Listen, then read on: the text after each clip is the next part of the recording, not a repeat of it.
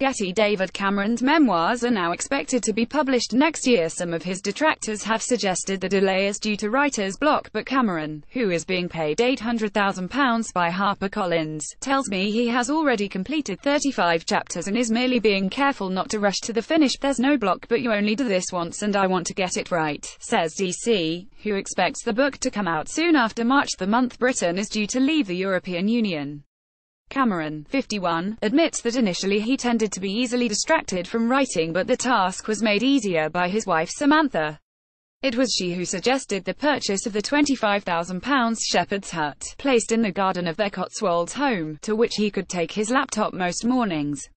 Cameron is a wittier, more objective former Prime Minister than many. Sir Anthony Seldon, political biographer. Many of Cameron's recollections for the book are based on an audio diary he kept while at Number 10, recording 53 hours of conversations with friend Daniel Finkelstein, 55, who was made a Tory peer in 2013. The recordings, generally made weekly at the PM's flat, covered his views on political contemporaries and foreign leaders, with Finkelstein pressing him for details that he might otherwise later forget. The delay is welcomed by political biographer Sir Anthony Seldon, who tells me, Cameron is a wittier, more objective former Prime Minister than many. His story may well be received better if he keeps us waiting. It is a mark of Prince Harry's civilized relationships with his ex-girlfriends Chelsea Davy and Cressida Bonus that both will be at the royal wedding. And I hear another blonde with whom he used to canoodle, Florence Brudenell Bruce, has been invited, albeit just to the post-nuptial evening party at Frogmore House. Florence, known as Flea to her chums, ignited the prince's passions in 2011, but their romance fizzled out when he turned down her invitation to a holiday in Ibiza, saying he had to concentrate on his training to become an Apache helicopter pilot. Just like Chelsea and Cressy, Flea went to Stowe, the elite Buckinghamshire school which specialises in producing royal consorts, lessons in hair flicking, avoiding paparazzi, stroking the regal ego, but she only lasted 3 months as the prince's paramour. To be fair, Flea never seemed overly impressed with Harry as a boyfriend. Just a month into their romance, Miss BB confided to a friend that she felt the royal ardour was flagging. To politely paraphrase her wounding assessment, she judged he was not quite up to the throttled, fast-lane performance of her previous lover, racing driver Jenson Button. Flea, 32, a descendant of Lord Cardigan, who led the charge of the Light Brigade, went on to date a flurry of wealthy bachelors, before graciously accepting the marriage proposal from the reassuringly rich banker Henry St. George. The gilded couple, who have a 3-year-old daughter, Iris, flit between homes in London and the Bahamas, get to Susan Hampshire in West End play An Ideal Husband. The West End play in which Susan Hampshire is starring, An Ideal Husband, might as well be renamed An Ideal Wife given the actress' selfless conduct. Such is Susan's devotion to her husband, the former theatre producer Sir Eddie Kalukundis, 86, who suffers from dementia, that she slips away after the first half so she can return home to look after him.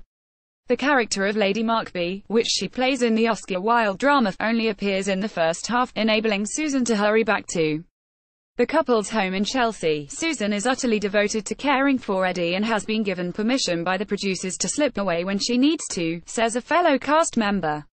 The fragrant actress, 81 yesterday, who is fondly remembered as Fleur in the Forsyte saga, rarely accepts professional commitments because of Eddie, to whom she has been married for 37 years. Most of my day is about looking after Eddie, she has said. I make sure he has plenty of stimulation, play dominoes with him or take him for a walk. I'm very happy doing it. I've had my day in the sun. Getty's own guests on Desert Island Discs are horrified when told that mobiles are not allowed. Some guests on Desert Island Discs are horrified when told that mobiles cannot be taken as the luxury when they're shipwrecked. Which only fuels the fears of the program's presenter Kirsty Young that people are relying too much on their phones and on social media. I'm not on Facebook and I don't follow anyone, she says firmly. Social media has its place, but I think it can have a downside when you think, oh, people don't like me. You just have to think of it as a toilet wall. You don't have to do it. We set ourselves up for hyper-engagement with everyone. Kirsty, 49, who is married to Nick Jones, the founder of the Soho House Clubs, has warned her 2 daughters, Freya, 18, and Iona, 12, about posting too much of their lives on internet sites. I tell them there's a good old-fashioned word for that and it's called boasting. So don't go bragging about your holidays, as not everybody is living big, juicy, flashy lives. Some people are just trying to get through their day. That languid Lothario Hugh Grant now has his hands domestically, having become a father again in January, when his girlfriend Anna Eberstein gave birth to his third child. He has two more by a Chinese former lover, Tinglin Hong, but Hugh, 57, has made time to comfort his erstwhile paramour Elizabeth Hurley, 52, pictured with him in 1996, who is recovering from a break-in at her home in Herefordshire when burglars took jewellery while she slept. Hugh managed to put a smile back on Liz's face by entertaining her to dinner in Chelsea, where he has a house. The two have a long history together, Liz having plumped Hugh's hypoallergenic pillows for 13 years, until he blew it so to speak over a sordid encounter with a strumpet in Los Angeles. Meanwhile, Hugh has said that fatherhood is the nicest thing to happen to him, adding that his favorite trick to entertain his children is to put his underpants on his head and flash my A******. Just like that night in LA, Getty. Hermione Norris can't bear to see herself on screen. Hermione Norris is unlikely to watch Innocent, the forthcoming ITV drama in which she stars. She can't bear to see herself on screen and still has not seen most of her best-known series, Cold Feet. I find it incredibly hard to watch myself. All I know is I was there, says Hermione, 51, who has been filming the next series of Cold Feet in Manchester, returning at weekends to Bruton, the Somerset village where she lives with husband Simon Wheeler and their son Wilf and daughter Hero. Neither is the actress interested in looking at herself, she says. No, it frightens me slightly. If she did, she would see endless comments about her name, which she used to curse. I spent my childhood having to repeat my name and then having to spell it. People thought it was ridiculous. So thank God for J.K. Rowling, because Hermione Granger, in Harry Potter, meant no one laughs at it anymore.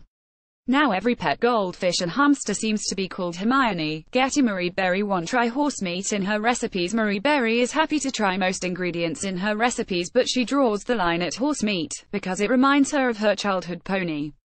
Mary was 17 when she went to stay with a French family and was served horse steak on her first night, reducing her to tears as she thought of the pony, Kerry Lass, which she had left back home in Bath. She had been so close to Kerry Lass that when Mary was struck down by polio at the age of 13, her father walked the pony 4 miles to see her in hospital.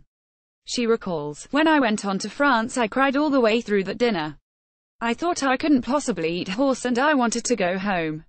But I had to stick it out." Suffice to say, Cheval has never passed Mary's lips again. The latest estimate of David Walliams' fortune is £17 million. Not that the comic writer ever intends to make the mistake of equating wealth with happiness, a link he explored in Billionaire Boy, his book about a rich lad who yearns for a true friend. It's quite a simple message but an important one for kids because all of us get trapped into thinking, well, if I had more money, everything would be better, muses engineer's son Walliams, 46, but I've met a lot of rich people and they don't seem all that happy. If Prince Charles wants the perfect gift to delight his 3 grandchildren in the nursery at Kensington Palace, what better than the rocking horse available for sale on his own Highgrove website. The wooden horse, which is named Winston after a favourite nag of King George VI, has a mane and tail made from horsehair and the leather saddle is engraved with Charles' crest. For a cost of £5,600, purchasers are promised that they will also be sent an English oak sapling to plant at home with friends and family, a royal bargain. Getty. Bono turned 58 on Thursday. An outburst of wisdom from Bono, who turned 58 on Thursday. Songs, he declares, can split up a bad marriage or keep a good one together, stop you getting thrown out of a pub, tell you what to do, how to dress, how to behave. It's all there. That's where intelligent life is, which reminds me of my favourite joke about the Sage of Dublin. How many members of U2 does it take to screw in a light bulb? 1.